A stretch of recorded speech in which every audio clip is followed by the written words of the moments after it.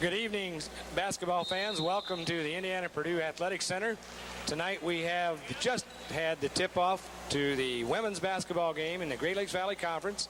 The Indiana-Purdue Fort Wayne Mastodons and the Kentucky State University Thoroughbreds. No score, just a little over 1/2 minute of play taking place, and here we are with Indiana-Purdue.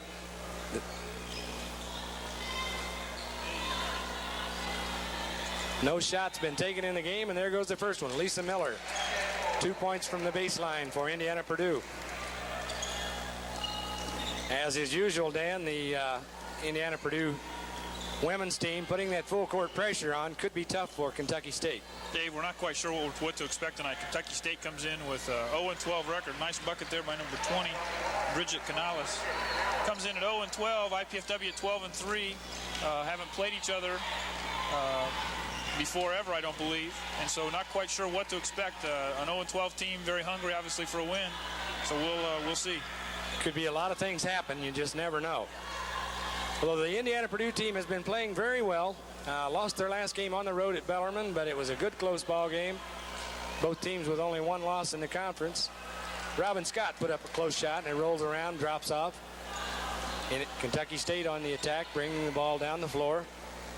Number 3 with a lot of ball handling is Dara Loftian. Back out to Loftian. Down to the right wing. It looks like she'd like to go, and then people move, and so she comes on the left side. Bridget Canales with her second bucket. She's their leading scorer, Dave, with a 12.5 points per game average, and the second leading rebounder with an 8.0 rebounds per game average. They'll probably be watching for her and looking for her a lot as we get a basket from Amy Newhouser. Ties the score at 4. Just a little under 18 minutes of play left here in the first half. We came on the air a little bit late, didn't get a chance to introduce ourselves. I'm Dave Skelton along with Dan Gebhardt in the color commentation, and Charles Washington joining us tonight in terms of the statistics as the game progresses. Dawn Harbaugh puts a shot up, misses. A little scramble for the ball. Indiana-Purdue comes out with it. Nice fast break effort there. Just didn't execute on the end of that. Couldn't get the shot to fall. Lisa Miller down the middle. Ooh, got hammered. But they called the other way, Dave. They called the charge on the play. Well, he has the striped shirt on and I don't. So I guess his call will stand. He's getting paid, too. You mentioned that IPFW is playing very, very well. They came off a tough road victory last Saturday at Bellarmine, as you mentioned, but they also won a very big one last Thursday at Northern Kentucky. Very big game to win on the road. So Northern Kentucky's always strong. The pressure defense causing some difficulty here, and a takeaway. Amy Newhouser tipped the ball out. That's Tina Manier into the lineup to Lisa Miller. Good bucket. Tina came in at that last timeout and replaced Dawn Harbaugh. Again, the pressure defense causing some difficulty.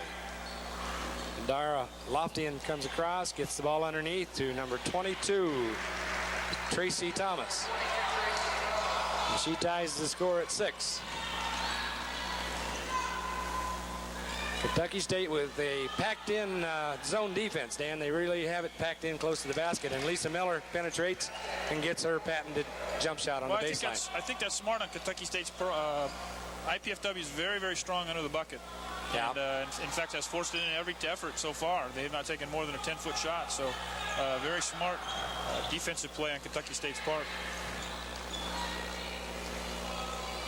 Again, Dara Loftian does a lot of the ball handling for Kentucky State.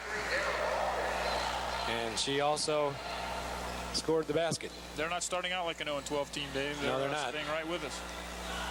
Matching basket for basket so far.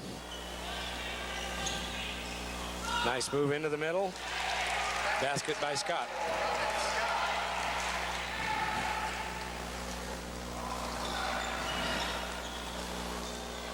Again, Tara Loftian breaking the press, gets free down the middle, and then a little careless with her pass.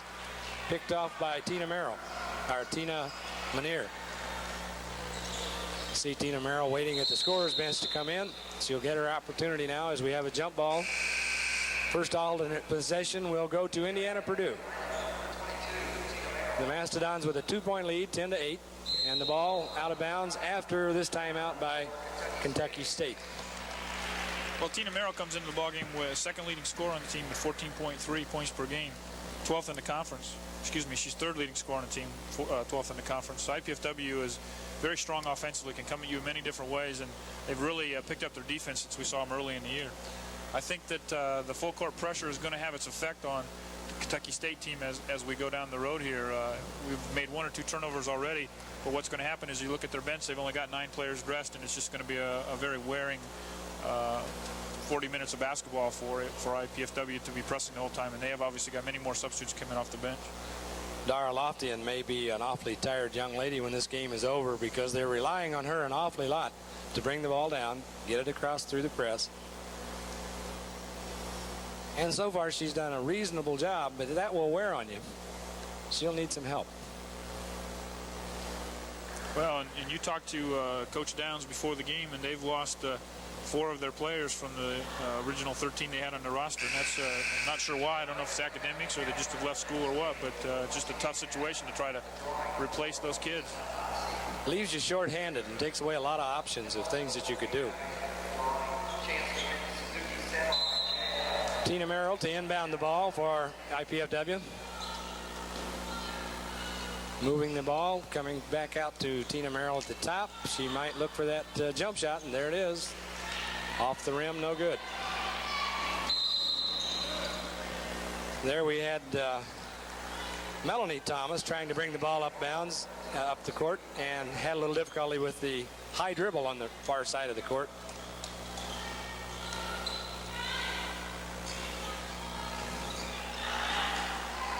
Inside shot by Edwards would not go. Pam had a little trouble getting the ball up high enough to give it a chance to drop in.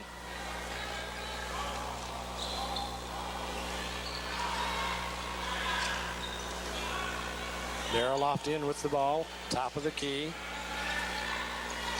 Again comes inside to Canales, who with a good shot misses. Kentucky State with the rebound. Canales again. And here come the Mastodons on the fast break. I think she may have made the wrong choice that time. There was no help on the right side. Tried to about drop it off on the left side, and it got kicked out of bounds. Good hustle by Canales. Missed the shot on the other end of the court and hustled back to knock that ball out of bounds at the defensive end.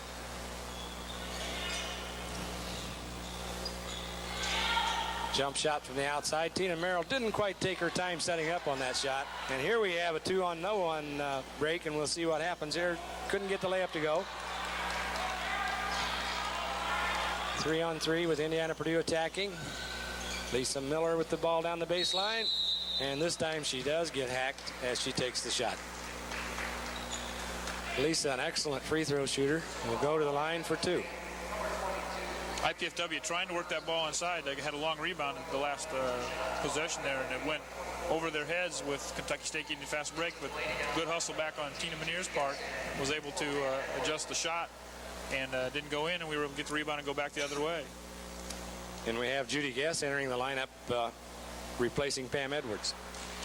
Well, there I go, talking about an excellent free throw shooter, and she misses that first one, but she won't miss too many. We'll see how she does now as she lines up for number 2. It's up and good. It's a 7th point for Lisa Miller here early in the ball game. Well, Lisa's a real mainstay for this basketball team, and not a selfish player either. I was talking to somebody earlier today. My guess, and we got to check the stats here, is that she has about a third of her points on free throws. That's because she works so hard underneath the basket and gets fouled an awful lot. That time again, Kentucky State got the ball inside, down underneath to Canales, but we have a foul called against number 22, one of the Thomas ladies for KSU, Tracy Thomas. And that's her second, Dave. Two team fouls, and that's her second. And she's one of the taller ladies on the team, so she could be missed if she had to set out. Tina Meniere bringing the ball down the floor, comes down the right side, looks for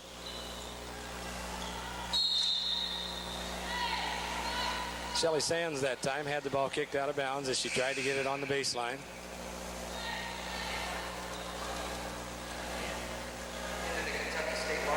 Already we see, Dan, in the IPFW lineup, one starter and 4 people off of the bench. So it's really hard to talk about IPFW starters because they have 9 or 10 people that play all the time. Well, they've got 5 people averaging over 10 points a game, and 2 of those are non-starters tonight. Yeah. So Tina gets her 3rd try and gets that outside shot.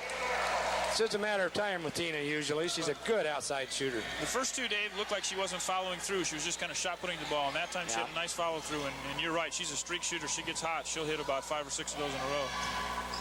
And she battles for the rebound as she pulls one down now, surrounded by Kentucky State, ready to get it up to Manier to move it out for the fast break. Out to Judy Guest. Judy on the right side. Jumper no good. Rebound Shelly Sands. Tries to go back up. Blocked. Judy Guest gets it again.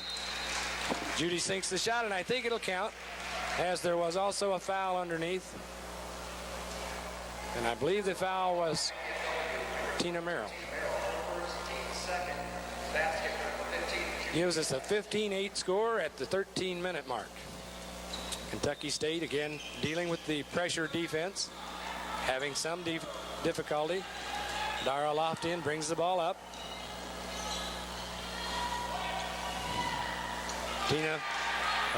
Lisa Miller again with the rebound. Long outlet pass to Judy Guest. Judy comes across. Nice pass to Tina Merrill. Inside, no good. Knocked out of bounds by KSU, and it should be Indiana-Purdue ball. Actually, Dara Loftin is doing a very good job at this point in getting the ball across the court and hitting the open player, but that player is not executing at the end of the offense for KSU. 3-point try by Tina Merrill is good. Makes the score 18-8. But on the defensive end, Dave, KSU has got to move IPFW out. They're letting them get shots inside the red area just too often. They're going to have to move them out. They get the ball down quickly on their defense when they can break the pressure defense, but they're not getting much on the set offense. Nice move inside by Lisa Miller. She draws the foul. And Dave, that's going to be the 3rd on Tracy Thomas. So, as you mentioned, that's one of their bigger kids. They can't afford to lose her, but she's going to have to come out here, I would think. And that's after just a little less than 8 minutes of play. No, they didn't call that on Thomas. Oh, she didn't? Sure appeared to me it was on Thomas, but they called it on number 31, Shannon White, her first. We still have a substitute then that does come in to give Thomas a rest. Lisa's free throw's good, and she'll get number 2.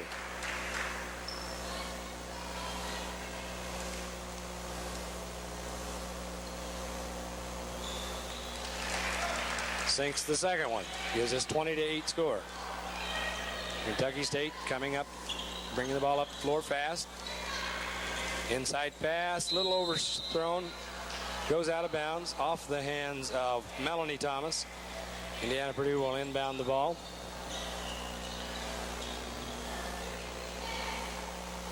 Dawn Harbaugh back in the game for IPFW. Brings the ball up the court. Shelly Sands on the right side. Looking inside. Tina Merrill with the move. Looks right. Gets it to Judy Guest. Judy, nice move to the hoop. Little overshot. A little strong. A nice move to get the shot. Kentucky State down fast, and scoring is number 21, Marjorie Creswell. That's a couple times now that the offense has beaten the IPFW defense back down the court. Shelly Sands with the ball, goes up with it. It won't go. Lisa Miller with the ball, up and in.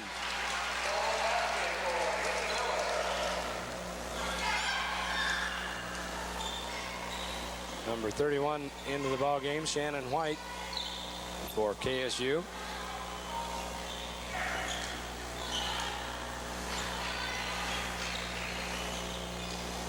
Canales in the lane, puts the shot up, no good. Lisa Miller rebounds, needs help, and gets it. Shelly Sands with the ball. Now they can settle down a little bit. Dawn Harbaugh with the ball. Inside to Judy Guest. Judy over to Shelly Sands. Shelly with a nice move inside. Made the shot fake and then went up and scored the 2.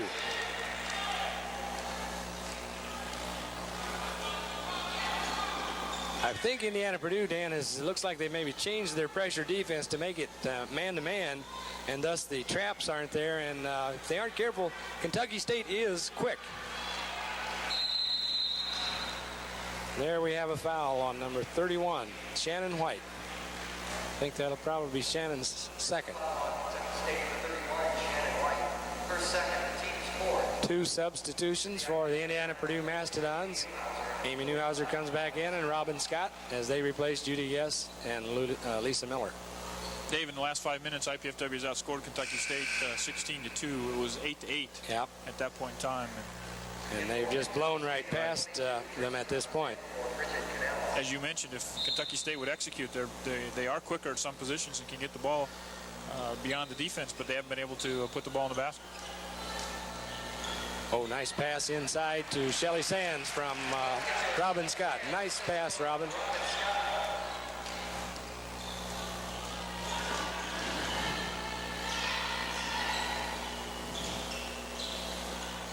Jump shot from the right side of the lane goes for Marjorie Creswell. And then we have an interception made by number 21, Marjorie Creswell. So Creswell that time did it at both ends of the floor. Dara Loftian again with the ball up the top, inside to Creswell, back out to Loftian. Loftian's looking at the right side, seeing they can't get an opening there somewhere. And we get a shot from Tracy Thomas, misses. The IPFW rebounds out quickly. And the ball is bouncing around like a pinball inside that lane right now. Kentucky State up the floor fast, but a little too much lead on the pass from Dara Loftian. And Marjorie Creswell couldn't quite catch up with the ball. Well, she would have been able to get a handle one step earlier. I think she could have maintained control and gotten that pass ahead, but just couldn't get it quite quick enough, and then tried to force it in there where the ball was not an opening.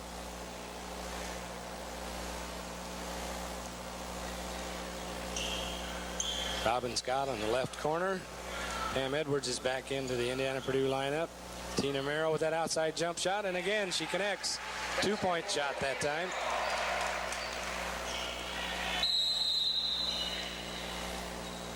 Eight minutes and 42 seconds left in the first half. Indiana-Purdue with a 28-12 lead as we have a foul called here on Dawn Harbaugh. Neither team in the bonus yet, so we won't be shooting free throws for a while. No, there have not been very many foul calls. We've played almost 11 and a half minutes, and there's only been 7 fouls called in the ball game. Dara Loftian with the ball as she handles the ball quite a lot. That time we had a very careless foul by Dawn Harbaugh. Not much of an opportunity at all. Well, IPFW's got a guard against becoming lackadaisical here. They've pretty much scored at will the last 7-8 minutes, and they need to realize that they've got to work for 40 minutes in the ball game. That's right. It's too early to say we've got it in the bag, even though they might have, as we get a jump shot down the middle by Canales again. Amy Newhouser all the way to the basket, up and in. Loftian again bringing the ball down the floor for Kentucky State. Being harassed a bit on the defense by Tina Manier. Robin Scott picks up the pass down the lane, and here comes Indiana-Purdue on the move. Nice pass inside to Pam Edwards. Pam, traffic awfully heavy, but she was able to draw a foul that time. Personal foul on Kentucky State, number 31, Shannon White. Third personal. IPFW is still, Dave, able at will almost to get that ball inside the paint and take a bucket in there. Yeah. I think that's part of the reason that Kentucky State has beaten IPFW back on offense a couple times, is that they don't send everybody crashing in. It's 5 against 3, but if the ball bounces long or gets hit out deep, Kentucky State's got a break. Good shot of Pam Edwards there, the freshman. Pam scores the free throw and will be shooting number 2.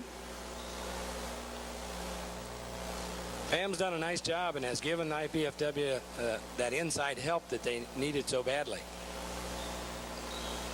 And the second free throw is also good.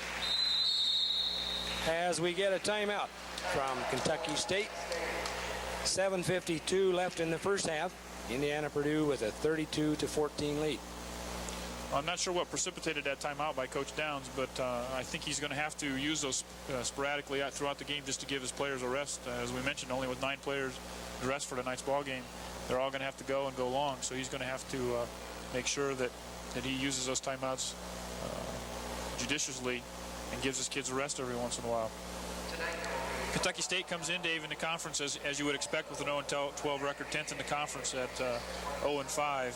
They're also 10th in field goal percentage and free throw percentage. And again, those times it's kind of scary. We're going to put you on the screen here the GLVC standings in the conference, and you'll see that IPFW is currently 3rd after that loss to Bellarmine. Devastating loss down there, 75-70, and it's always tough to win on the road in GLVC, and particularly tough down at Bellarmine. But now we get the luxury of knowing they got to come up here yet to finish. Number 1 is St. Joe at 5-0 and 14-0 overall. They're just a very, very strong ball club. With just 1 loss, that's an excellent start for the Mastodons, and they're right there in the thick of things. We'll see St. Joe, I think, in a couple of weeks. Well, we play actually St. Joe 2 weekends in a row because of the way the conference schedule is. You play them the last one of the first half and the first or second one of the second half. So they're right smack dab in the middle of the schedule. Canales again with a nice move inside. Boy, Dave, she doesn't appear to be very strong, but she's able to get that ball up in traffic there. Bridget does a nice job. KSU had a little more depth to help her out, so she'd be a dandy. Nice pass by Tina Manier looking inside to Amy Newhouser.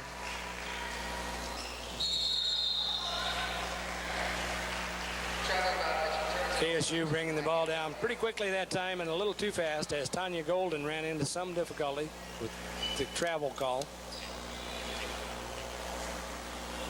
And here we have Canales with the rebound.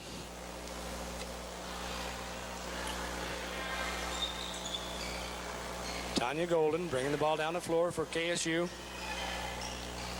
Inside lob pass to number 22, Tracy Thomas.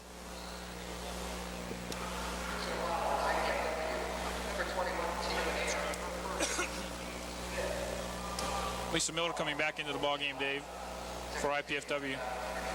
Pam Edwards going out. Ball inside. And a basket by Tracy Thomas. Basket will be good, and a foul called, I think, on perhaps... I think Amy Newhouser for IPFW. Mm-hmm.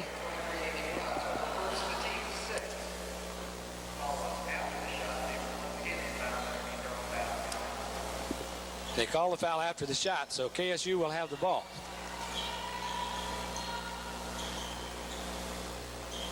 Again, an inside shot, Tracy Thomas. Well, and that's twice, almost 3 times. It is 3 times in a row now that Kentucky State's worked the ball inside. So that timeout Coach Downs must have talked about taking it inside.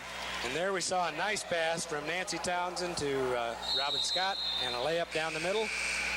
Then the good pressure defense causes a turnover, and IPFW now has a chance for back-to-back baskets.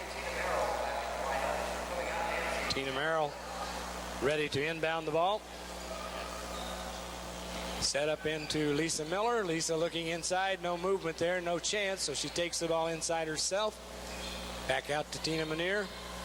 Amy Newhouser down the middle. Nice pass again, dropped inside to Robin Scott. Up and in for 2.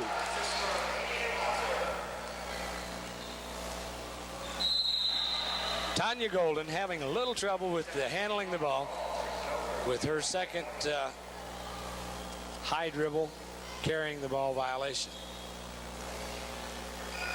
Tina Manier with the ball.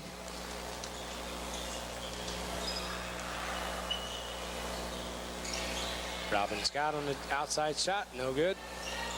I think Rebound, that's only Kentucky the State. 3rd or 4th attempt that IPFW has taken outside of the 15-foot range, Dave. That's right. And they've hit a couple of those that have been outside.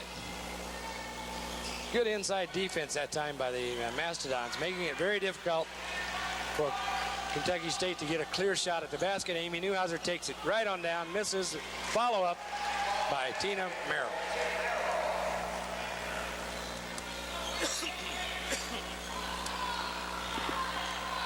Good pressure defense again, this time by the Mastodons. Robin Scott tips the ball out of bounds.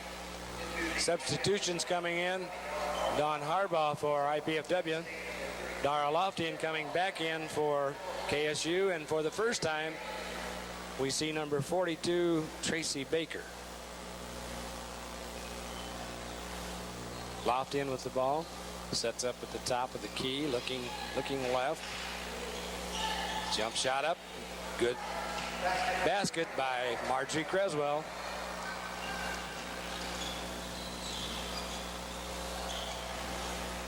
Tina Merrill looks over to Robin Scott.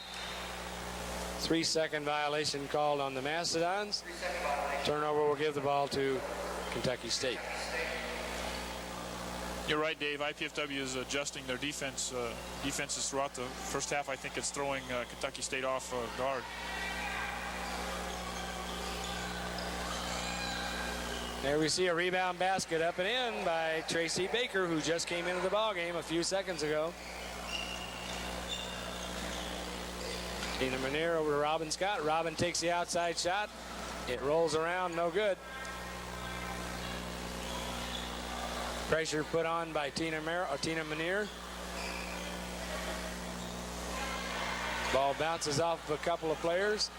Kentucky State does not take much in the way of an outside shot, Dan, except on the baseline.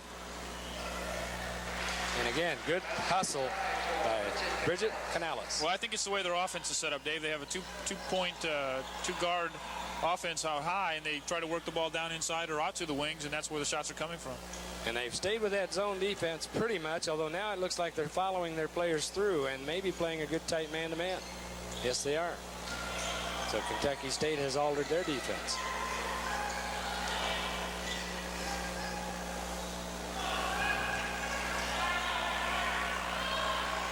Long pass down the court, behind the back dribble. Marjorie Creswell puts it up, no good. Rebound up and in, no good. Second rebound by Tina Merrill. Long outlet pass. Don Harbaugh. Here come the Mastodons. Robin Scott. Layup. Up and in.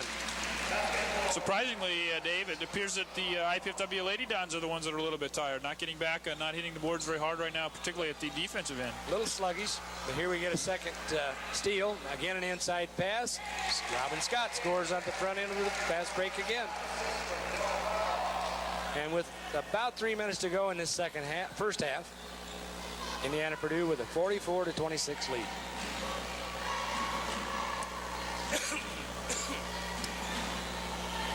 Kentucky State with the outside shot straight away, a three-pointer by Dara Loftian. She may decide to try that a little more often. Tina Merrill comes back with a three-pointer herself, and we'll see if it's good.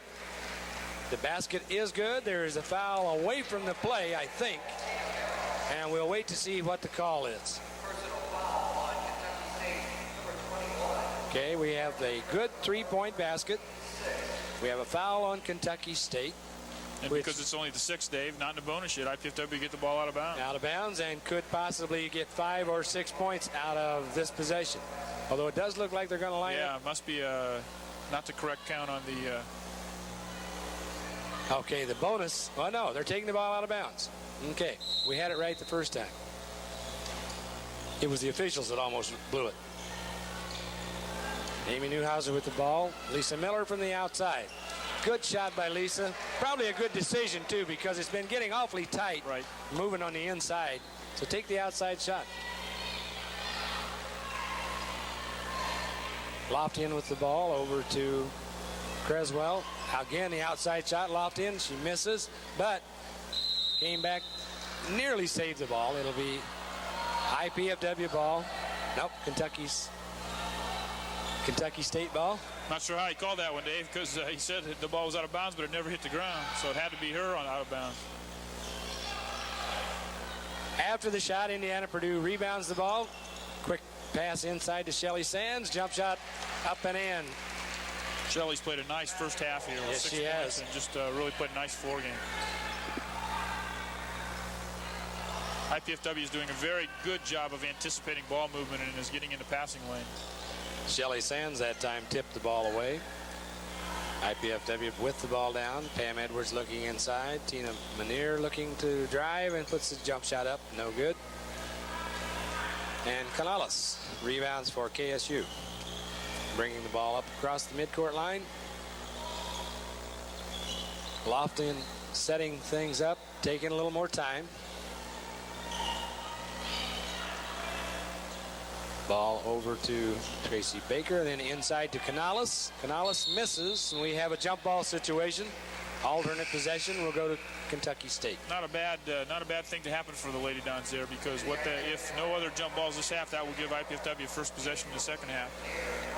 And it also gave them a chance to get 2 or 3 other subs into the game to finish off this last minute and 15 seconds. Kentucky State to inbounds the ball at the left side of the court.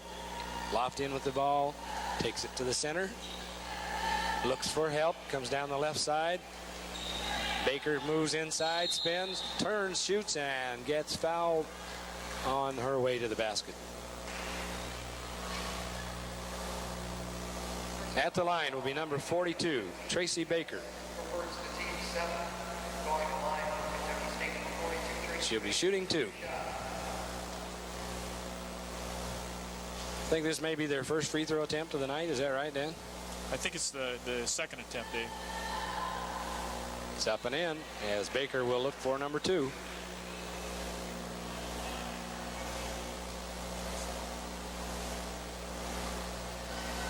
Tracy Baker looking for second free throw. Hits the front of the rim and no good. Little short. Indiana Purdue looking to get the ball out and bring it down quickly. Amy Newhouser has a little trouble, is stopped by the defense. Pam Edwards looking inside. Judy Guest with the ball. Moves to the baseline. And had a little trouble handling the ball. Came up with a traveling violation. 49 seconds to go in the first half. Indiana Purdue up 51-30 as Kentucky State brings the ball down to the floor. Canales back over to Lofton. Lofton looking inside. And hits again from number 22, Tracy Thomas. And we have a quick steal. Marjorie Creswell. And Marjorie very quickly down the floor, puts the layup in, and is fouled by Tina Merrill. So very quickly, Kentucky State has gotten the ball down the floor twice, 2 baskets, and a chance to add point number 5. Well, IPFW has been able to execute very, very well offensively, but they're started to execute very well defensively at the beginning of this game. But in the last 5 minutes or so, they've just become a little lackadaisical here at the defensive end. Creswell's free throw is up and in. 51-35, 25 seconds. Shot clock is off, and we'll see if Indiana Purdue chooses to quickly get a shot or kill the clock down to take the last shot of the half. But even there, Dave, you see a pass that's just not quite crisp. And 3 passes in a row were tipped, 4 including 1 by Indiana Purdue. And here we'll have a Lofton going in for the layup. Well, play got a little loose and ragged there at the end, but to Kentucky State's favor as they scored the last 7 points in this half number 1. Dave, let me run down halftime unofficial scoring here before we go to an interview with Coach Terry Rosinski. For the Lady Dons, who are leading here at halftime 51-37, we have leading scorer is Lisa Miller with 13, Tina Merrill with 12, Robin Scott with 10, Judy Guest with 2, Amy Newhouser with 6, Shelley Sands with 6, and Pam Edwards with 2. Believe that Coach Rosinski was able to play 9 or 10 players that first half, and that's going to certainly be an advantage here in the second half. On the other side of the ledger, very balanced scoring, but the problem is they're only 4 deep in scoring, and that's Bridget Canales with 10, Marjorie Creswell with 9, Tracy Thomas with 8, Daryl Lofton with 7, and Tracy Baker got 3 there late in the first half, but they've not been able to get any other scoring from any other players. So it's 51-37 here at halftime. IPFW could have had a much, much bigger lead, but they got a little careless there at the end of the half. In fact, in the last 5 minutes, I believe Kentucky State was able to score 5 points. So they closed the gap to where it would not be impossible for them to come back and get right into this ball game, because 14 points at halftime. We now have, for your viewing, here at halftime, an interview with Coach Terry Rosinski, IPFW Lady Mastodons. Charles Washington at halftime of the Lady Dons basketball game with Kentucky State, and I'm here with Coach Rosinski. You're 12-3, 4-1 in the conference. There's not much criticism, but I'm sure coaches, they always have criticism. Why don't you tell us a little bit about the season so far? Well, obviously we're very pleased to be 4-1 in the conference. 12-3, that's a pretty good record. It could be a lot worse, but we've had a couple disappointments with at least two of our games where we felt we should have, with perhaps a little better consistent play, we could have turned those two losses into wins. But right now, we feel like we're sitting in a pretty good spot in the conference. St. Joseph College is undefeated, and they're obviously someone that we'll have to contend with. But nevertheless, we're tied for second place, and unfortunately, with the loss at Bellarmine, we feel that, as I'm sure everyone else does, that every game is critical. Obviously, we get excited thinking about facing St. Joseph College and maybe getting a win here or there to bring them down to an equal par with us. But every game we're trying to concentrate on winning and perhaps playing a little more consistently with our offense and defensive play. Let's talk a little bit about Kentucky State. They are a new team in the conference. What do you plan to do? Are you going to stick with the same game plan that you've had in past games, or just kind of feel around? Well, we feel that they'll be a very quick team. They have a lot of excellent athletes, but they are a little bit new to me. Perhaps we're in the same situation that everyone was with us last year, not knowing what to expect with all the freshmen that we had. We are trying to really focus on cleaning up our plan of attack, executing defensively, playing with greater intensity for 40 minutes as opposed to maybe 20 minutes here and turning it on for another 5 or 10 minutes. And offensively, we've had some problems with our execution against some of the quicker, more defensively aggressive teams. So we're trying to clean up aspects of our game as well as perhaps focusing on shutting down maybe a little stronger inside game against Kentucky State. We don't look for them to be quite as potent from the outside, so we may be able to pack it in a little bit more against this team. Coach, I'm sure you don't like to single out players, but you have one player that I think we need to talk about, Lisa Miller. It seems that maybe we just write her name into the GLVC Player of the Week category and just wait for them to fill in another name. Well, Lisa Miller has, I guess the one thing about Lisa is that she epitomizes consistency, consistent overall, good, strong play. Day in and day out, Lisa's going to come in there and get 8 to 10 rebounds a game for you and get anywhere from 16 to 22 or perhaps more points for us.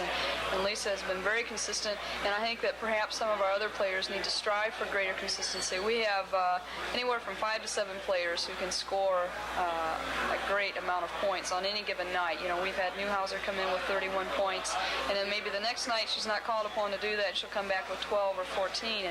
And Robin Scott likewise has scored anywhere from 16 to 26 points a game for us. But I feel that all of us perhaps need to work on a little greater consistency so that we can count on a steady offensive output. On the other hand, I guess it says a lot about the character of the kids that I have on my team. They're all very unselfish, and they don't get too excited if maybe they get 29 points one game and 16 the next game. It's just a matter of us as a team being able to get the job done.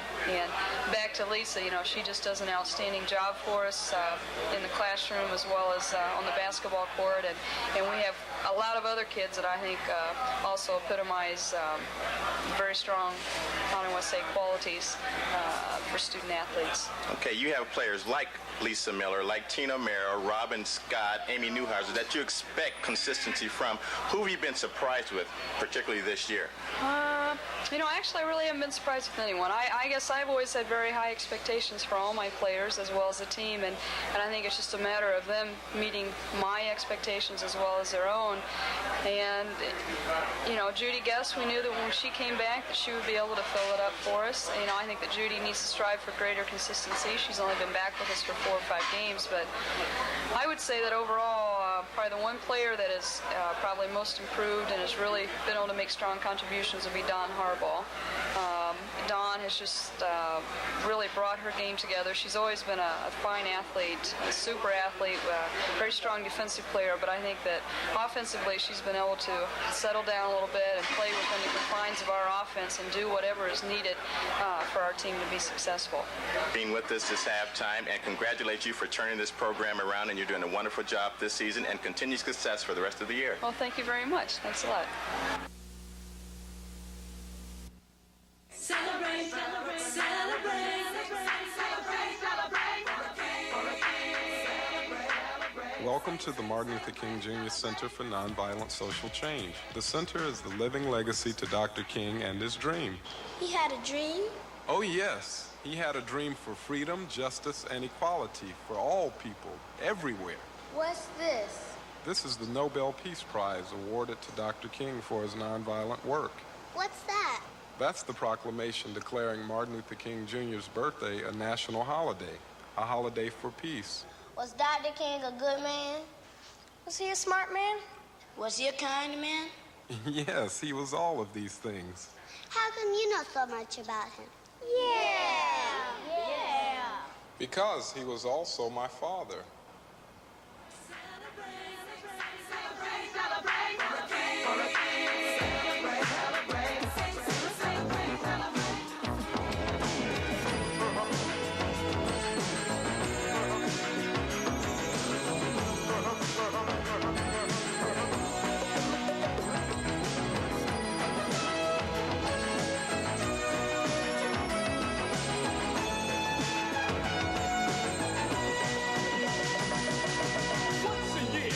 Celebrate Washington and Lincoln on their birthdays. So now our third name is added to the list of men of peace strong. Major Justice. Now, every January on the third Monday, we pay homage to the man who paved the way for freedom, justice, and equality, to make the world a better place for you and me. It's a holiday. It's a gathering for the Reverend Dr. Martin Luther King.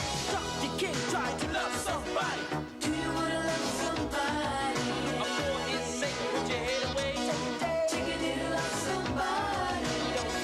Holiday, when the fun away. Everybody loves somebody. Everybody sing, oh yeah, for Martin Luther King. Come on, let freedom ring, and that's right, for Martin Luther King. Now sing. Holiday, holiday, King holiday, not a day just for some. It's a day for everyone. We had a dream, now it's up to you.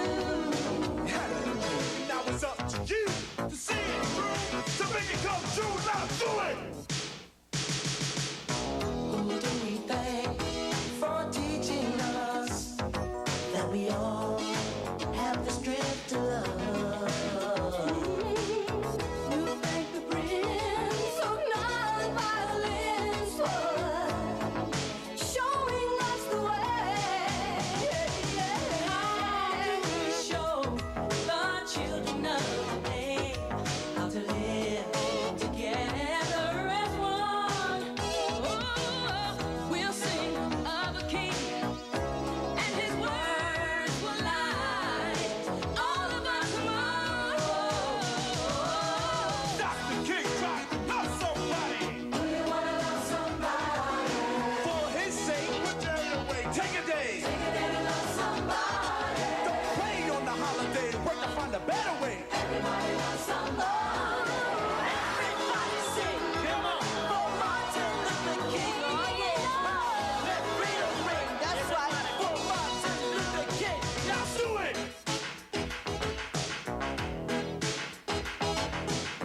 Listen, children of today, don't think love is gone away. It's in your hearts and minds. Not long. Your day will shine. We just take the chance. His love will glow. Open up the window.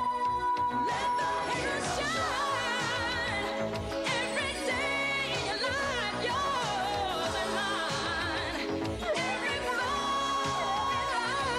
shine. Let it shine, let it shine. Generation, Dr. King's medication for successful operation is peace for every nation. Sing, celebrate. Sing, sing, celebrate. For a king, celebrate. Sing, sing, celebrate. Sing, celebrate. Sing, sing, celebrate. For a king, celebrate. Everybody in the place. Sing, sing, celebrate. Celebrate, celebrate. For the king, celebrate. Waiting for a king. Celebrate everything. Sing, sing, celebrate.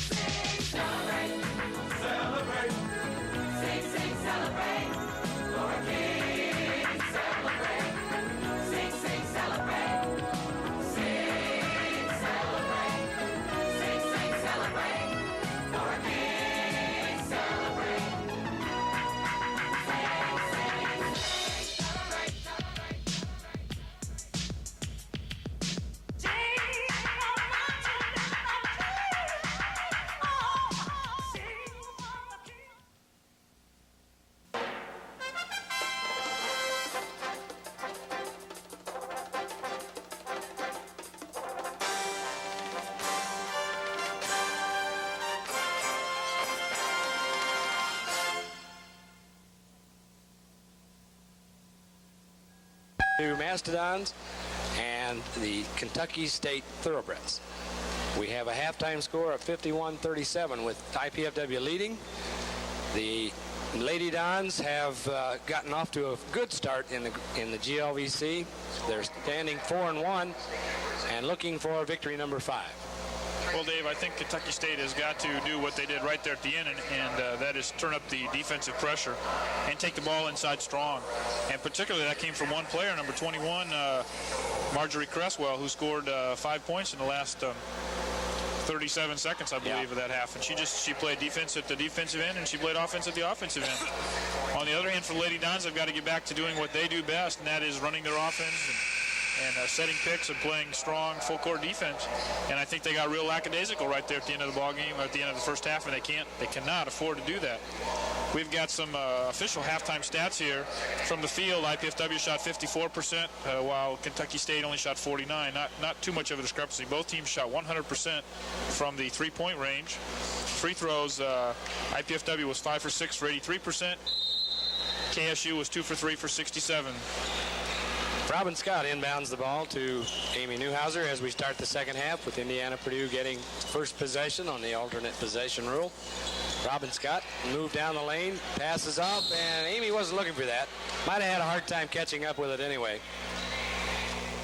And Kentucky State will now inbound the ball underneath the basket at the Indiana-Purdue end to our far left.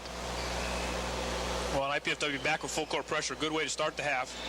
They lost a little bit of intensity there at the end of the first half, and maybe this can get them back to that level that they need.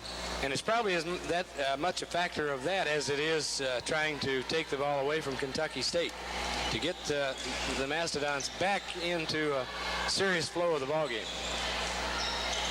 Canales tries to move the ball inside, cannot get it to where it's controllable, and the ball will be out of bounds to Indiana-Purdue.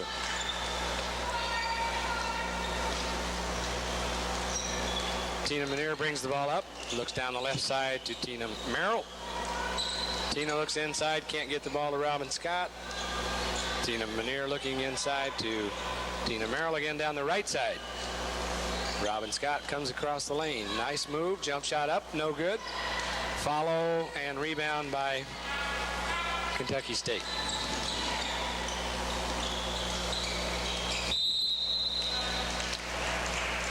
And we have our first foul call of the second half. Well, and that was a case where Robin Scott got caught not moving her feet and getting around in front instead of reaching around and getting a hand on the back, and that's what they called the push there. IPFW going with Manier and Merrill and 3 of the original starters. Kentucky State appears to be back with their original starting 5. Ball inbounds to Lofton, who does an awful lot of the ball handling for the Thoroughbreds. They try to go inside. Robin Scott picks the ball off. Tina Manier bringing it down quickly. Lisa Miller up ahead. Layup, no good. Lisa didn't get the ball quite up high enough on the board that she's like to that time. Darrell Lofton all the way down. Jump shot up, no good. Robin Scott. Robin and Lisa Miller got a little tangled that time, and when Lisa let go, Robin went down. Well, that's a tougher call for an official. I've seen it called so many different ways. Yeah. Oh, an inside pass, and there again, the defense was caught napping just a little bit as Tracy Thomas put the ball up. Lisa Miller, nice move down the middle. Again, lays it up, and it rolls around, no good. Robin Scott up, no good. Robin again, and this time she's fouled. 3 attempts there for the IPFW Lady Dons. And practically all 3 of those attempts did not quite get high enough to have a chance to go in. Dave, that's been so frustrating for me watching women's basketball. I don't know whether we don't teach fundamentals of shooting a layup to women, but they just don't appear to use the backboard as much as I'd like to see them use it. I know that's a generic statement, but I've just seen it so many times in women's basketball. Well, it's amazing how much help that backboard can be to you if you just use it. That's right. And that's what it's there for. First free throw by Robin Scott is good. Robin looks now for number 2, and it's also good. Good free throw shooting team by and large, the Mastodons. They're 3rd in the conference, shooting at a clip. And Lisa Miller takes the ball away, and this time she uses that glass, gets the ball up high, and it drops in for 2.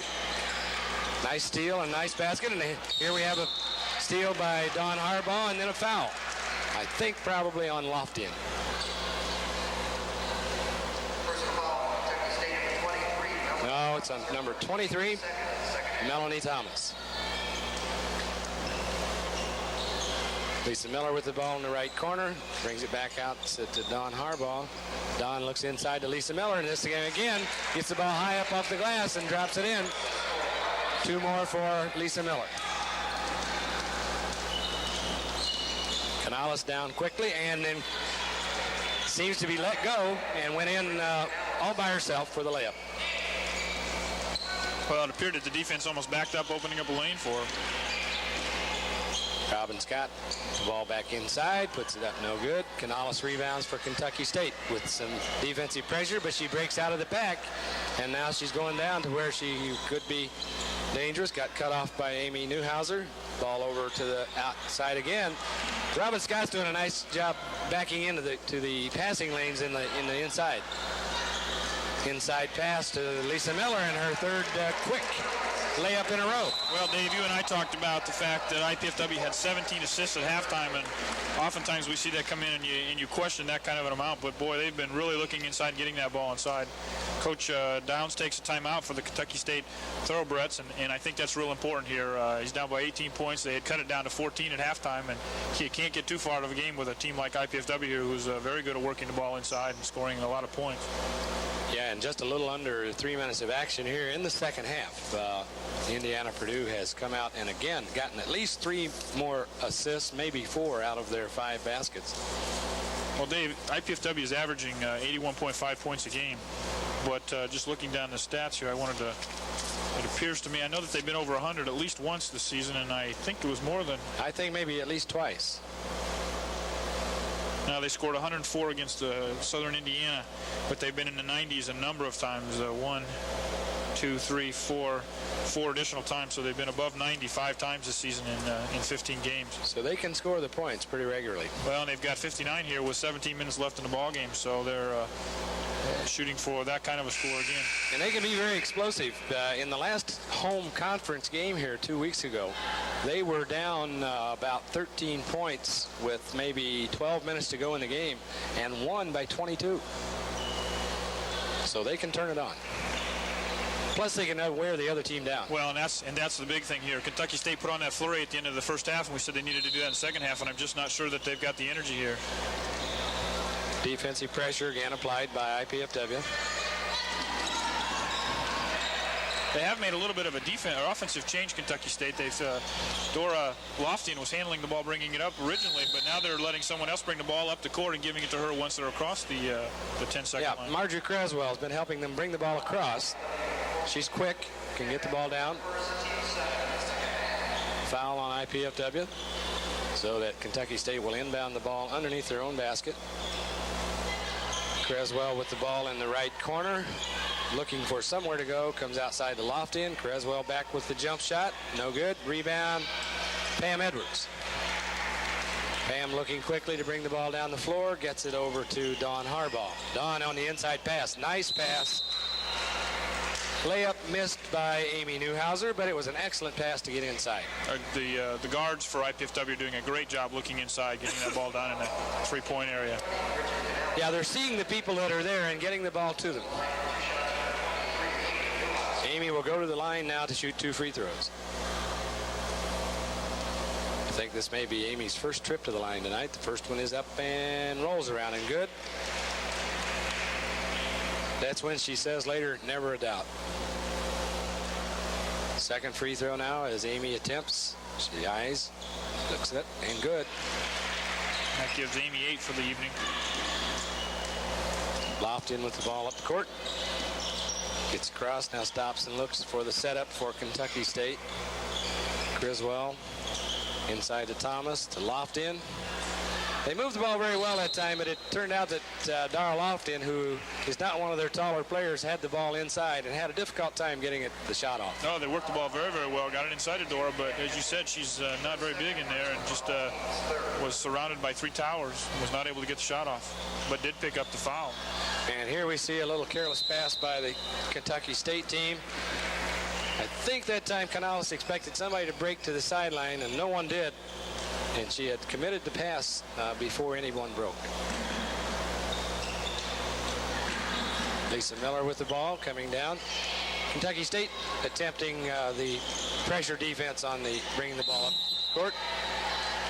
Kentucky State knocks the ball out of bounds underneath the IPFW basket, and Lisa Miller will inbound the ball.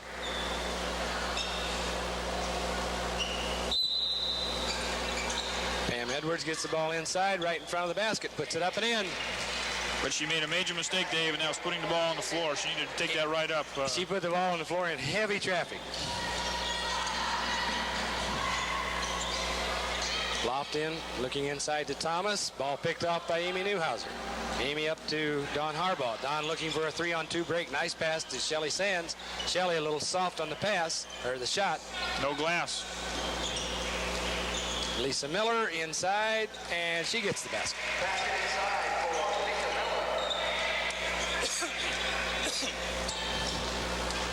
Dara Lofton bringing the ball up for Kentucky State. Through a lot of heavy traffic. Ball down to the right side. Melanie Thomas over to Canales. Canales misses.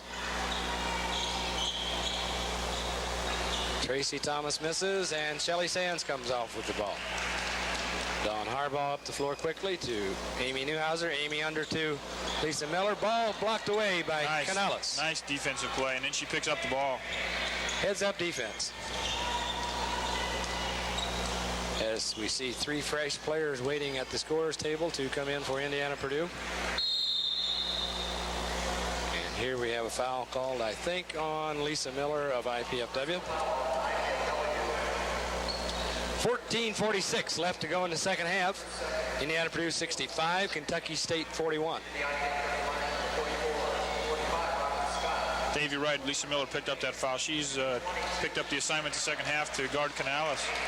But Lisa right now has 21 points and a number of rebounds. Ended up with 4 in the first half. Again, another defensive lapse by IPFW. Yeah. The guards for IPFW just got totally lost that time in terms of knowing where Dara Lofton was. Comes out to Tina Merrill. Tina looks back out to Tina Merrill, or Tina Manier. I'm just going to have to say Tina to Tina, because Merrill to Manier is hard to say also. I wanted to finish up my comment there about Lisa Miller. She, as I said, has 21 points and is playing well on the boards, and also defensively, and has been named either tri-cap or player of the week or co-player of the week the last 3 weeks in the GLVC. Quite an accomplishment. Good play that time by Robin Scott. Yeah, for you viewers, they did not play a 10-second line, but they do play that as a back and over line. So Tina Merrill with the ball on the right side, looks to Tina Manier. Tina takes the long outside shot and scores 2. Nice jump shot by Tina Manier. Dara Lofton with the ball. Brings it across to Melanie Thomas. Melanie back to Dara. Tracy Baker into the ball game, number 42 for Kentucky State, has the ball on the right side, back to the middle. And Canales with the jump shot out front, no good. Robin Scott rebound, tipped away. Pam Edwards comes up with the ball. She and Tina Merrill look for the fast break. Tina Merrill puts the shot up and in. And another assist for the IPFW Mastodons. I'm not sure that the offense is designed to have Pam Edwards drive the ball up the court, but it certainly worked that time.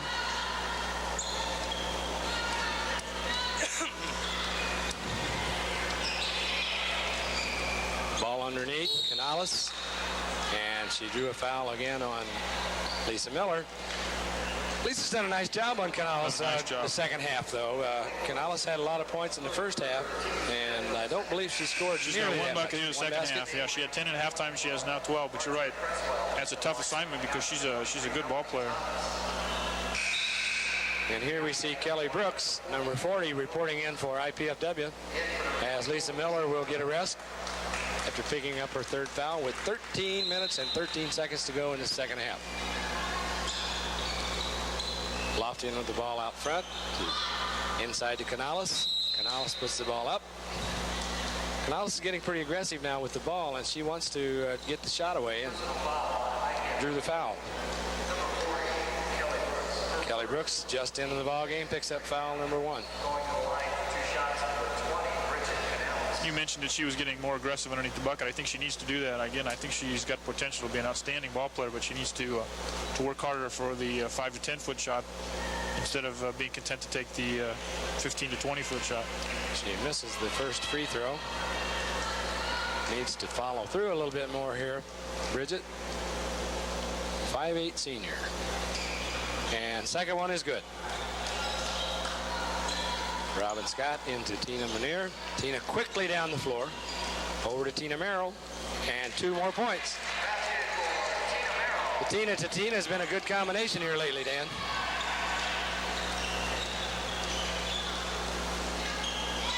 And there we have a block shot by Robin Scott, hustling down the floor. Probably caught the shooter off guard. Tracy Thomas, I don't think, expected to have anybody get that one.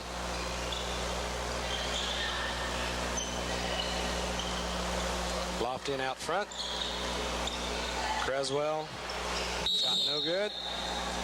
And that time we have Pam Edwards over the back of number 22, Tracy Thomas, and drawing the foul. And that's her third here quickly in the second half, and it more importantly puts Kentucky State at the line. Now, they're not a very good free throw shooting team. They're only shooting 58% from the free throw line, but they've got an opportunity here with 12 and a half minutes left in the second half to get some free throws. So they need to, if they can, take advantage of that if they hope to get back in the ball game.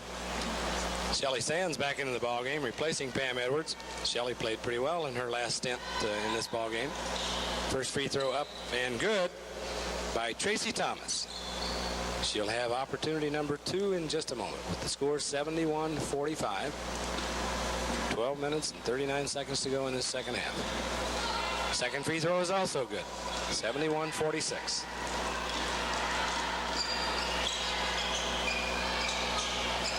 Robin Scott inside, looks back outside. Tina Manier, shot up, no good. Canales rebounds. Lofton bring the ball up the floor. Canales and Lofton, 2 names that you hear a lot of besides Thomas because there's 2 Thomases playing. Canales rebound, put it back up, but I believe drew a foul. As she did, and she will go back to the line to shoot 2. Kentucky State's been able to pick up a lot of offensive rebounds, Dave, but they have not been able to put them in the basket after they've gotten those. And here's a case in point. If Bridget could have gotten that ball in, she'd be shooting for 3 points here instead of just a 1-1. Well, looking at the personnel that Kentucky State has as Bridget hits that first free throw, they don't have anyone that looks like that real bona fide inside post player. Bridget's second shot is around and no good, but rebounded by Baker. But it slips away from her across the end line, out of bounds. So Indiana Purdue will put the ball in play underneath the Kentucky State basket. Well, Dave, we mentioned that 4 of the players are not making a trip this week, and 2 of those are 5'9", and 2 of them are 5'10", so that could be where that bona fide... Their inside player may be missing. Yeah. Kelly Brooks out of the lineup, and Nancy Townsend in. Long pass down to Tina Manier. Tina very quickly getting the ball down the floor tonight. Into Robin, into the lane. Robin looks for help. Nancy looks for help also. Shelly Sands with the ball inside to Stacy Leatherwood, just entered the ball game. And Stacy drew a foul. IPFW will inbounds the ball underneath their own basket with a tandem play set up. We'll see who moves, who gets the ball. Nothing materialized underneath, so Nancy Townsend brought it out. Tina Manier has it outside. Right side to Robin Scott. Back to Nancy Townsend. Up to top, Tina Manier. Tina drives, puts it up, no good. Stacy rebounds. She's tied up, and no, there's no jump ball call, so I guess we'll let that one go. I told you we're not paying you for this, Dave.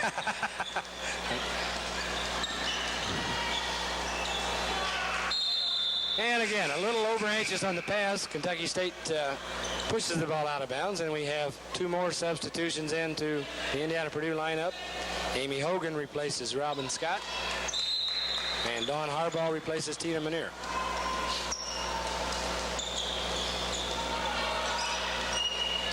Dawn Harbaugh brings the ball down the floor. Shelly Sands inside to Amy Hogan. Amy was grabbed around the wrist as the ball came in. So another not free throw, but another foul against Kentucky State. Their fifth team foul, sixth team foul. So the next one, Indiana Purdue will be in the bonus. Amy Hogan, Dawn Harbaugh, Nancy Townsend. Back to Dawn Harbaugh. Nancy drives inside, passes inside. Amy Hogan puts it up and bounces around, no good. Shelly Sands back up, no good. Rebound, Tracy Thomas, Kentucky State.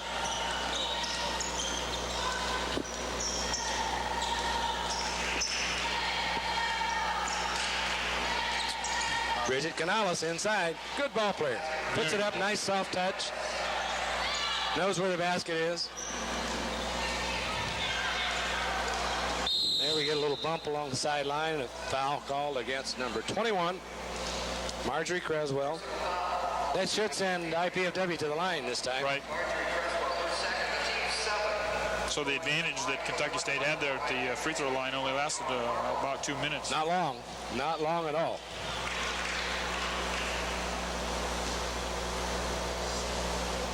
(71-49) with 10 minutes and 32 seconds left, and Dawn Harbaugh at the line for IPFW.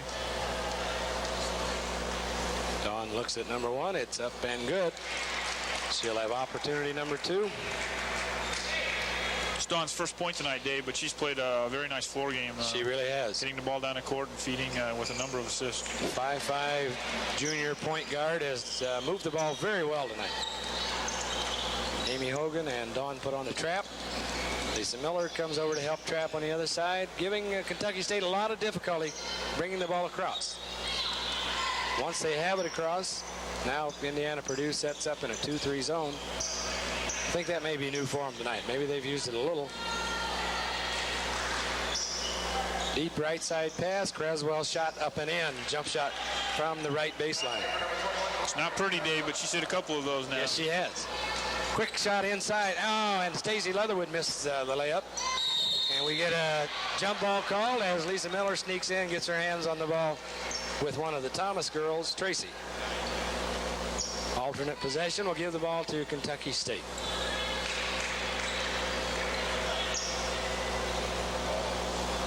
Canales inbounds to Loftin. Back to Canales. Back to Loftin. Getting things set up. Over to Creswell. Creswell looks again. There's her jump shot. 2 in a row.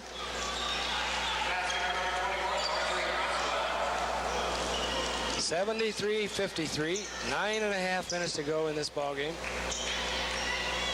Inside pass. Nice pass to Lisa Miller. Lisa didn't quite have the control she needed of that and couldn't get the ball up high enough to fall in. Nice drive by Loftin.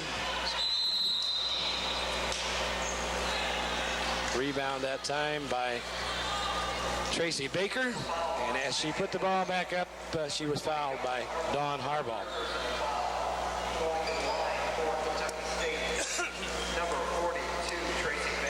Again, we have 3 substitutions in the lineup for Indiana Purdue. Robin Scott back in, Tina Merrill back in, and Amy Newhouser.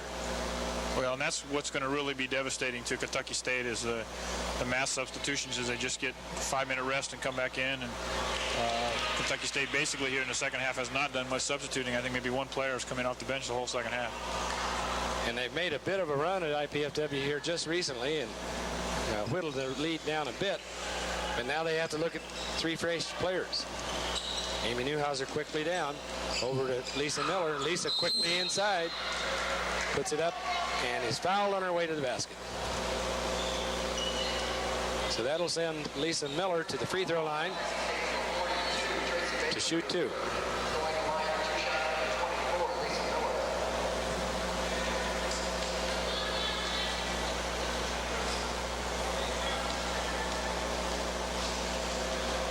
First shot is up and in by Lisa Miller. Gives her 22, and she's right at her average for the evening. Second free throw up and also good. Kentucky State inbounds the ball. Again, having to contend with pressure on the defense. Dawn Harbaugh got a little over anxious that time. When you're putting on the good pressure defense, it's hard not to make a little extra reach maybe now and then. Well, I think they've had some fairly good success at getting the ball off the pressure defense, and I think you get accustomed to doing that, and sometimes you just overreact just a little bit. Dara Lofton goes to the line. Dara's still going strong. I thought she might wear down as much as she has to go up and down, handling the ball so very much for Kentucky State.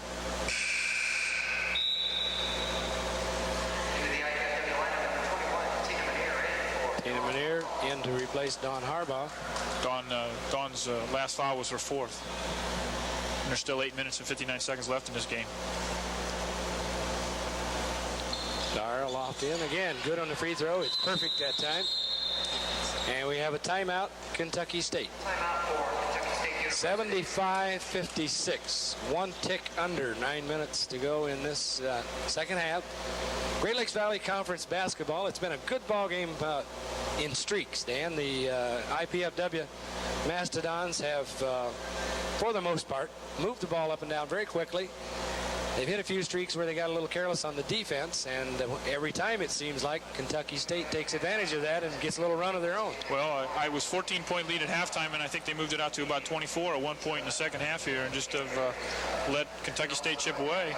And as you mentioned, it's really surprising to me. Kentucky State is in very, very good shape. I would have thought that by now that the wear and tear on the pressure by IPFW and the lack of players on Kentucky State's part would have been more telling than it is, but it certainly hasn't appeared to make much of a difference to Kentucky State. In fact, they're the ones who are hustling the strongest underneath the boards and getting rebound baskets and those kinds of things. Seem to be getting to the loose balls a little more quickly.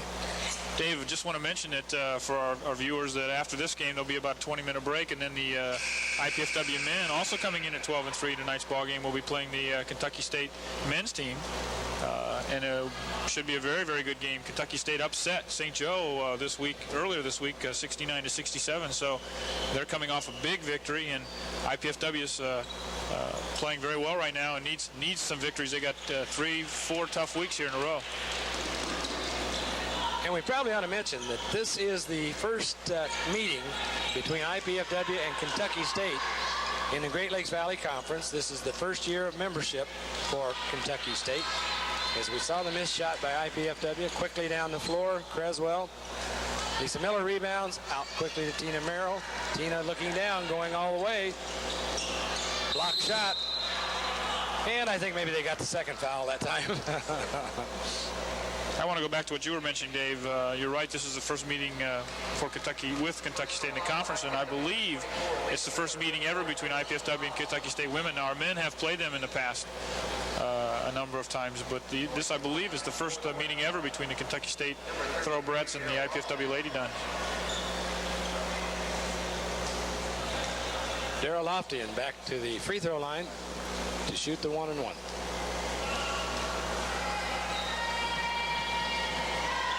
Dara gets good rotation on the ball, good follow through on the free throws.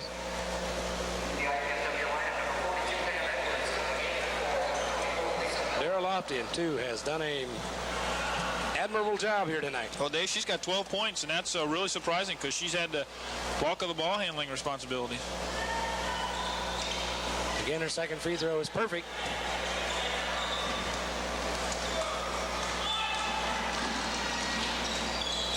Indiana Purdue is having difficulty getting the ball down quickly.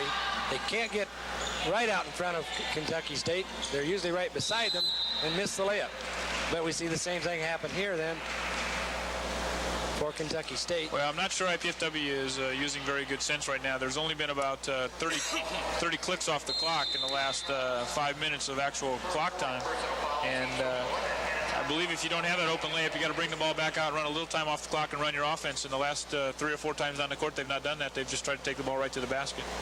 With an IPFW timeout here, it could very well be that Coach Rosinski has some of those thoughts she'd like to share with the players here, Dan. As we look in on the huddle of Kentucky State, and you see that score, 75-58. Kentucky State just hanging in and hanging in, whittling the lead down, and then there'll be another run. We'll see if the next run is IPFW's.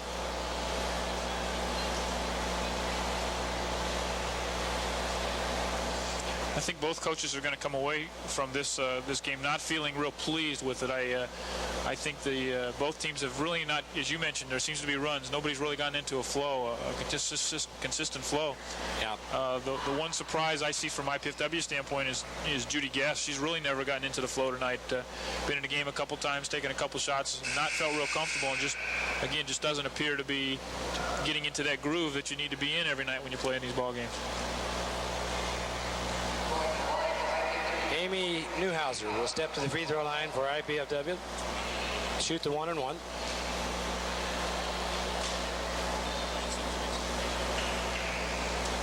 First free throw is up and good.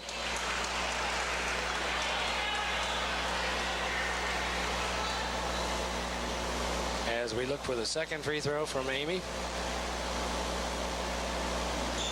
It also is good. IPFW shooting the free throws very well tonight, Dan. Right. Last year they led the nation in free throw shooting percentage, so with basically the same team back, you would think that they would be right there at the top. I'm not sure what their national rankings are, but in the conference, as I mentioned, they're in third place right now, very close, following the second and first place team. And it's a team full of good shooters. And, of course, it never hurts to have somebody like Tina Merrill, a senior, who practically every year has been, if not in the 90% shooting, right around that. Well, and that's something you work at, Dave. You practice. You spend a lot of time in practice and shooting free throws, and it pays off. You find that technique and that routine that you feel comfortable with, and then you go to it. Easy rebound bucket, up and in by Tracy Thomas. And we have a 77-60 score with just a little over 7.5 minutes to play. Amy Newhouser looks inside, passes inside to Robin Scott. Robin had her back to the basket. If she'd looked that time, might have had a basket, or at least a shot. Ball tipped out of bounds by Kentucky State. IPFW prepares to inbound the ball with their setup on the left side of the lane. Ball into Robin Scott, out to Tina Manier. Tina Merrill on the right side.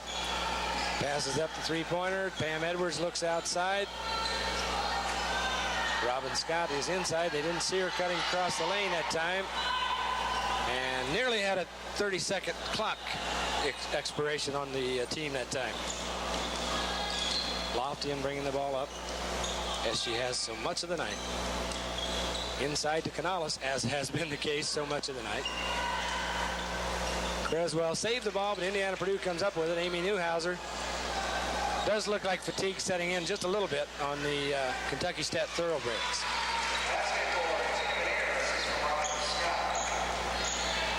Quick ball movement to get the ball down the court and look for the open person under the bucket.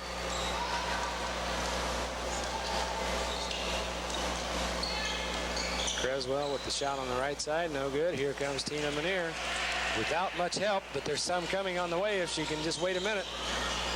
Gets a little heavy traffic and drops the ball off to where anybody could come up with it. And we see that time a reach-in foul by Pam Edwards as Tracy Thomas scores the basket and will go to the line for a possible three-point play. Personal foul on IPFW number 42, Pam Edwards, for a fourth personal foul. Going to the line, chance for the three-point play, number 22, Tracy Thomas. Again, some substitutions into the IPFW lineup. Don Harbaugh back in.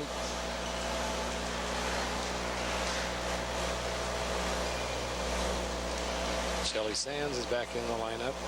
Lisa Miller. Tracy Thomas. Free throw, no good. Rebound by Robin Scott.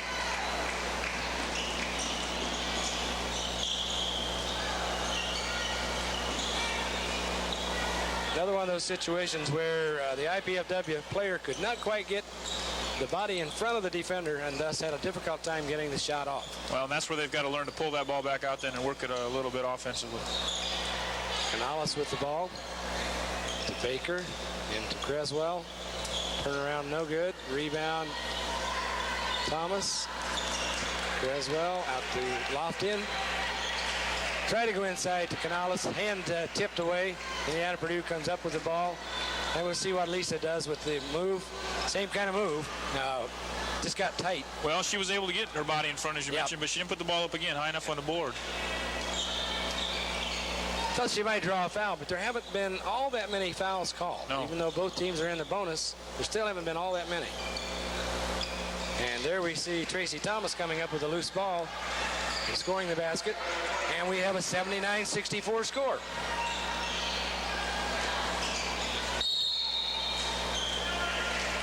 Shelly Sands that time stops, takes the jump shot, is fouled by number 22, Tracy Thomas. I believe that's her fifth, Dave.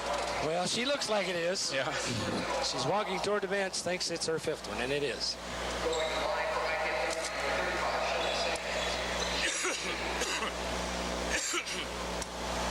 We'll see a replay on that basket attempt. As there you see Shelly Sands going to the basket, and you see the body contact, and I think almost immediately Tracy Thomas knew that she had drawn her fifth foul. She's played a good game, though, Dave. She goes out with 17 points and a number of rebounds. As I said, Kentucky State impressed me on the offensive boards. If they could put a few of those back in instead of just rebounding them and firing wildly, they'd have 10 or 15 more points. Yeah, Tracy Thomas did a nice job for them tonight as Shelly Sands looks and hits her first free throw. Number 2 will be on its way shortly. Shelly's one of those good, hard hustle ball players. Second free throw up, no good. Rebound Kentucky State's Baker as Tracy Baker comes out with the ball, and guess who's bringing the ball up the floor? Number 33, Lofton. Over to Creswell, inside to Canales. Canales still going strong. Good hustle basket. Good hustle basket. Quick pass down to Lisa Miller. Lisa pulls up that time rather than to force it inside. Hard ball outside. Tina Merrill.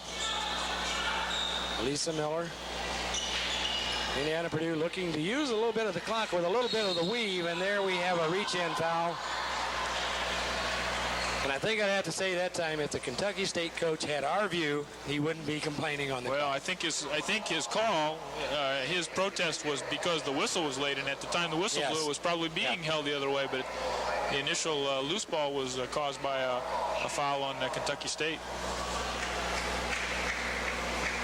That's Lofting's first foul of the night, Dave. She has hustled and played hard all night long. Dawn Harbaugh at the free throw line. First one, no good. And Bridget Canales rebounds, passes off to Dara Lofton. Dara goes all the way down, and we get a blocking foul against Nancy Townsend. Dara Lofton will go back to the free throw line where she's been very, very effective.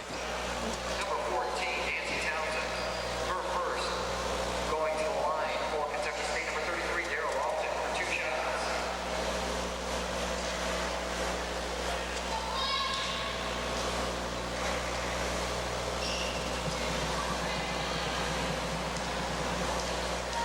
Dara prepares for her first free throw. It is up and good. She has a good touch there. That was one that was a little short, but she had the good form, the rotation on the ball, helped herself get another point. This game has really dragged, though, Dave, since I looked at the clock. It was 7 o'clock, and there were about 10 minutes left in the ball game, and we're only down to 4, and it's now 7:30. Second free throw up and in. 80-68. That lead keeps shrinking, Dan. It's down to 12. And not one that you could say is comfortably out of reach for IPFW. Tina Merrill with the ball inside to Lisa Miller. Lisa fakes, looks down the lane, off to Dawn Harbaugh. Inside. And Kentucky State is almost refusing to let anything inside go down easily. Well, and that's what they needed to do the first half, Dave. They let too many easy buckets in the first half down in that area, and they've really, as you said, tightened up their defense there. Well, they've made their adjustment very nicely.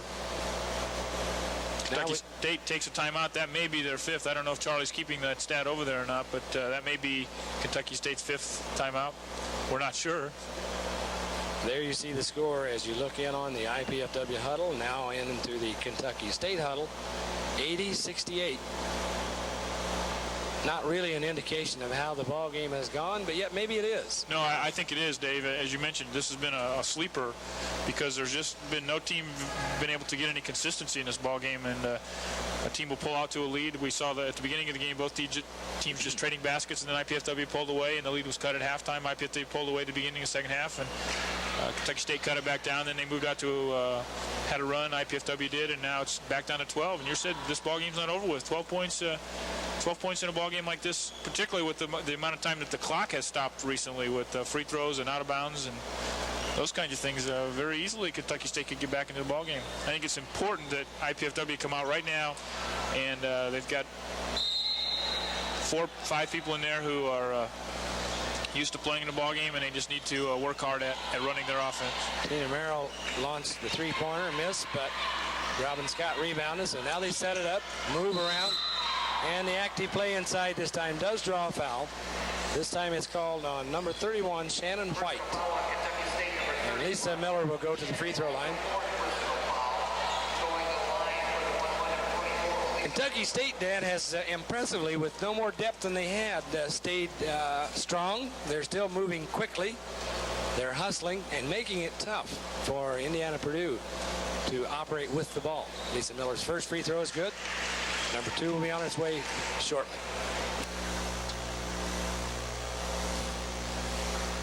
Lisa looks and hits. Not quite as much pressure on the full court defense by IPFW. Lofton still handling the ball, moving very quickly, looking inside. Can't get it there. Tries Robin Scott, as she has several times tonight. Stepped in and picked off the pass.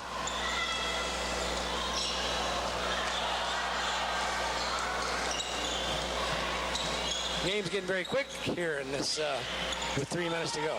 Yeah, I'm tired, Dave, and they seem to be going real strong right now.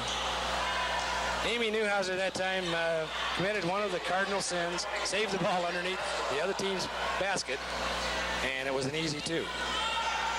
82-70 with just under 3 minutes to play. 2:56 showing on the clock. Robin Scott with the ball over to Don Harbaugh. Don looks inside to Tina Merrill. Well, Dave, those 2 free throws that Lisa Miller hit a couple of about 30 seconds ago were very important because we had kind of stalled out on 80 there, and that moves it up to 14 when Kentucky State scored back down to 12, but that kind of broke that string of being at 80 for a while. And that's the only scoring IPFW has had for some time now. Don Harbaugh keeping the pressure on the ball handler, Dara Loftian. Dara keeps that ball and keeps it moving. Creswell inside to Canales. And it's off of an IPFW player, so it will be out of bounds. Kentucky State probably needs to look at the shot clock because they have only 6 seconds to get that shot away. No reset. Apparently no kick on the ball. Canales into Creswell. They are not aware of the time on the clock, and it's going to run out. It's going to run out. There it goes.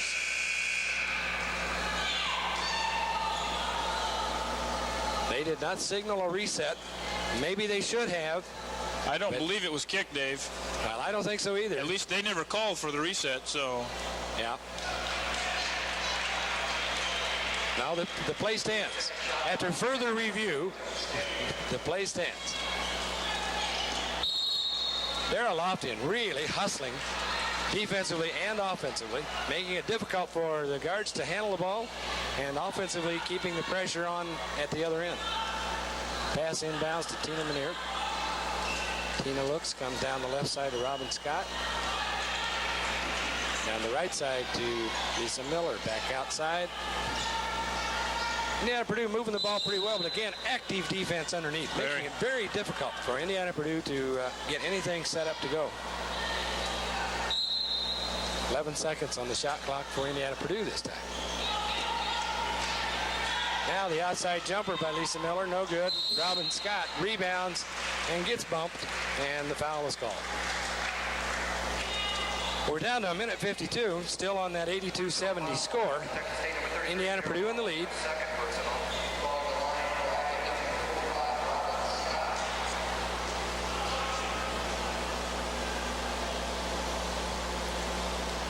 Robin Scott to the line to put up the first free throw, and it's good. She'll have number 2. The one thing that's been very consistent for Indiana Purdue tonight, Dan, has been the free throw shooting. Excellent job. Second one up, no good. I should keep my mouth shut.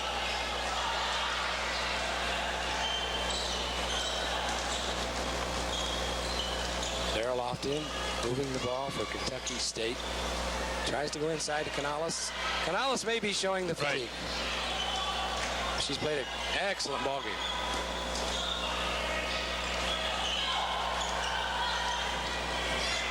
Lofton inside to Canales. Blocked by Robin Scott, and the foul. Robin thought she had it cleanly. But it was a good defensive play by Robin. Scott, second personal foul. Going to the line for Kentucky State number 20, Bridget Canales,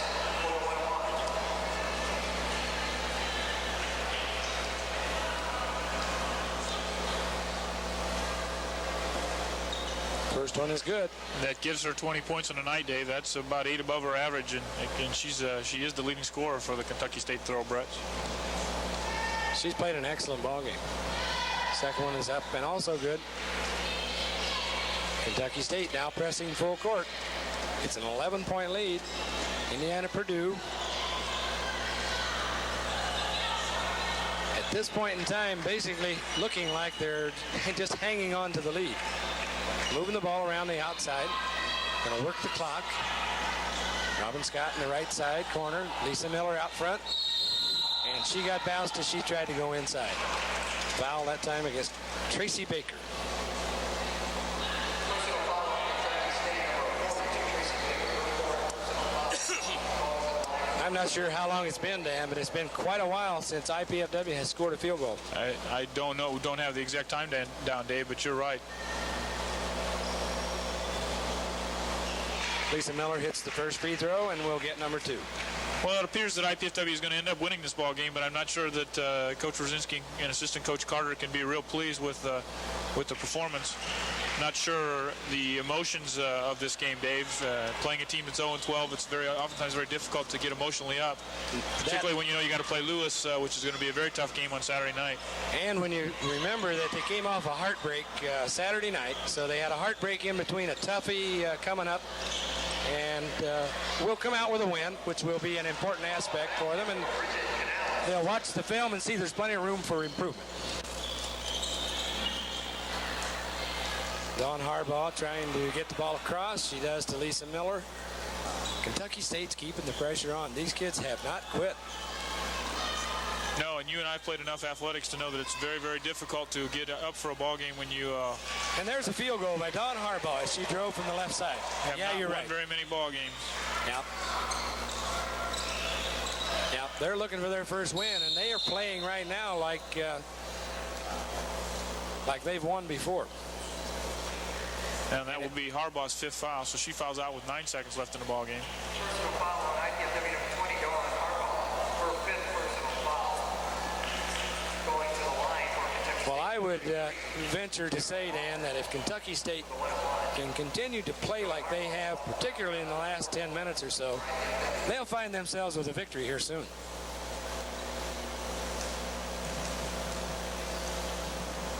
Again, though, a big victory for the IPFW Lady Mastodons with their one loss Saturday night, heartbreaker at Bellarmine. Tough game coming up Saturday night here at home against Lewis. They needed this ball game. They sure did. This will make them 5-1 in the conference and keep them right there up at the top, and that's very important.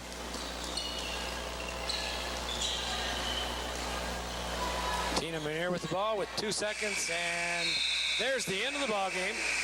IPFW 87, Kentucky State 76, in a Great Lakes Valley Conference basketball game as IPFW moves their record to 5-1, maintaining very close contention for the conference lead. St. Joe College has not had any losses yet. Bellarmine has had one, and IPFW one. So it's going to be a good race. This was a good victory for the IPFW Lady Mastodons, even though they'll have some things they won't be particularly pleased with. It puts them in the position they want to be. Dave, let me run down the unofficial scoring here for the teams. For the victorious Lady Dons, they were led in scoring tonight by their leading scorer, Lisa Miller, with 27 points. As I said, she was going into this week second in the conference in scoring and fifth in the conference in rebounding, and we don't have official rebounding stats, but she had 4 at halftime and had a number in the second half, so I would think she was at her or close to her average of 9.7. So she finished with 27 points. She was followed by 1, 2, 3 other players in double figures. Tina Merrill with 16, Robin Scott with 13, and Amy Newhouser with 10. To round out the scoring, Judy Guess had 2, Dawn Harbaugh had 4, Tina Manier had 4, Shelly Sands had 7, Pam Edwards had 4, and Nancy Townsend, Stacy Leatherwood, and Amy Hogan did not score for a total of 87 points. On the other side of the ledger for the Kentucky State Thoroughbreds, and they go to 0-13 and 0-5 in the conference. They were led in scoring by their leading scorer, Bridget Canales, at 23 points, and they had pretty balanced scoring, surprisingly, Dave. They had 17 from both Tracy Thomas and Dara Loftian, and 15 from Marjorie Cresswell, but after that it really dropped off considerably. They had 4 points from Tracy Baker, and I believe that's all the scoring they got. They got 0 from Tanya Golden, 0 from Melanie Thomas, 0 from Vanetta Oglesby, 0 from Shannon White, and that rounded out the scoring to give them 76. Well, it's difficult for 4 players to have to carry the scoring against a team that plays 10 or 12 against you. Well, as we said, that brings the Lady Dons record to overall record of 13-3 and 5-1 in the conference, and it's very, very important that they stay right there at the top of the conference going into these next couple weeks, because they're going to play St. Joe twice leading the conference, and it's not going to be easy to beat Lewis at home and then have to go up to Lewis and beat them 2 weeks from playing them here. So that's a tough assignment. Well, once again, we wrap up this first game tonight, Great Lakes Valley Conference game. The women from IPFW have been victorious. They have beaten the Kentucky State University team. This game will be followed by the men's teams from these 2 universities. This is Dave Skelton for Dan Gebhardt and Charles Washington saying thank you for being with us, and stay tuned for the second game. For Dan Gebhardt and Charles Washington saying thank you for being with us, and stay tuned for the second game.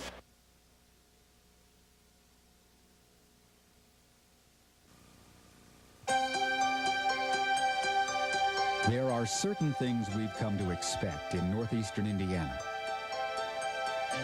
An area with abundant natural resources, of solid economic growth, and a region with a strong history and a sense of direction for the future. If any part of our surroundings were removed, all our lives would be changed more than we realize. For example, what if there were no IPFW? What if more than 23,000 graduates were removed from the job market? What if special education and training programs were no longer available to companies like General Motors, Magnavox, and General Electric? And what if our community were not able to benefit from university performing arts and fine arts programs? What if there were no IPFW?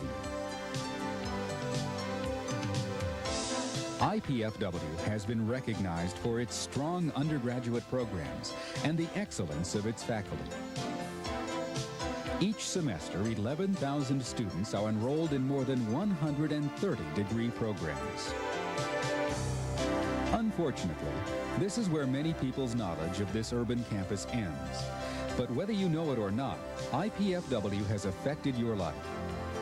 Since its beginning in 1964, the joint campus of Indiana University and Purdue University at Fort Wayne strived for excellence, and in doing so has grown into an integral part of our economic growth in northeastern Indiana.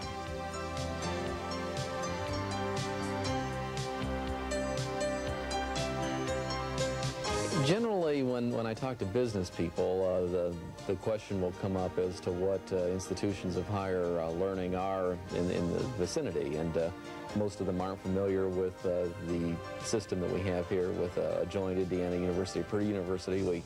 We try to sell it in terms of we've got two great institutions that are working together here. I think businesses are going to come in areas where there are strong academic organizations or academic institutions. And I think the stronger that IPFW is, the more they can contribute to the business community, the more business is going to come to Fort Wayne. It's one of the aspects they look at. A lot of communities are the same. There's a lot of communities that can offer land, some economic incentives, but not every community can offer the institution of higher learning and the other quality of life things that become important when you've got close decisions to make in terms of locating a business. I constantly hear of people who are going back to school and who are trying to get an MBA, or who are trying to work in dental hygienics, or trying to work in speech and hearing. Many pre-professional tracks are available here. IPFW has a strong economic impact in the Fort Wayne area. First of all, it's a large institution. It brings a lot of people in, people that spend money, professors, students, people that come for conferences, NCAA volleyball tournaments, national tournaments like we had last year. All of that adds to the economic growth and vitality of the region. But in addition to the people that it brings in, it's clearly important in attracting other businesses and in fostering economic development. When we first got here, we had one training center located on the other side of town, the old Harvester Scout plant, I believe it was. We had approximately 15 classrooms. When we got into the bulk of training on the day shift, when we had approximately 12 to 1,500 people going through at one time, we didn't have the space. So we had to find some place that we could hold class. This is where IPFW came in handy, because they allowed us during the summertime, which was our peak time, to use their classroom. IPFW responded and taught math to our skill-based people, geometry to our carpenters, for example, to enable us to have the workforce that we do. And a number of business people talk about the importance of having engineering degrees and having a place where people can get those degrees. We have several people there working on undergraduate degrees. We have several people there working on graduate degrees. I think continuing education is something that's being used a lot more. I know from city government side that we encourage people that work for the city to go to the campus and take further courses, and a lot more are using that. I have been on boards where we've tried to do surveys to tap various and sundry things, and people immediately will say, oh, call IPFW, they know how to do a survey, they'll do a survey for us. Yeah, we use the IPFW quite a bit in a number of areas. Just in the last year, we've had some of the professors from the campus had a group that looked at our police and safety areas. We resolved a discrimination suit that had been pending against the city for some time because of the efforts of some of the professors there, giving us background, looking into those things. I think by doing things like the Forte Festival, by having the other kinds of civic events that have been held here, it gives people a chance to come into campus doorways and not feel threatened. And I think that's the way to approach growth for campuses and awareness of educational opportunities. We're very proud in Fort Wayne of what we think are our artistic and cultural advantages, and clearly one of the strong parts of our artistic endeavors are the things that are done out at the campus. The theater also does a marvelous job of being a community service organization as far as allowing actors and actresses, budding actors and actresses in the community to be part of it, and then just providing some very interesting entertainment, things that perhaps the civic theater or some of the church-related theaters might not do. It gives people something to appreciate and enjoy the kind of life they have. And the people that get involved in that, I think everyone benefits from that. The Philharmonic really has a very unique position with IPFW. For always, I think we've admired what the other person has done. But as of 1987, we have now 2 artist-in-residence programs. And this means that we jointly employ the conductor and 4 musicians. The conductor director teaches. He has responsibility to a campus orchestra and a youth symphony, which draws on students from all the public and parochial schools in the area. If you're not involved in the arts, and if your people aren't involved in the arts, they're missing a lot of what life's all about. And we're here to work and we're here to produce, but we can work harder and produce more if we feel comfortable with our lives, if we feel challenged by our lives, if we look at what there is beyond the normal workday. I think without an IPFW, we would have an extreme void here, culturally and educationally. I want Fort Wayne to be a college town in the best sense of the word. I want the vitality, the thought, the challenge of ideas that comes with a campus atmosphere, with the university atmosphere, a university in the true sense of the word, a partnership of people, of professors, of politicians and government, all exploring ideas, discussing ideas, and trying to find the best thing they can do. We can do that here with the campus we've got, with the university we've got, but we need to support it even more. I think that the business community and I think that the academic community have to come closer together because we can help each other. We can help each other in a lot of ways. I don't think we could have a community that's growing. I don't think we could have a community that's dynamic without having that university there and without having that university continue to grow.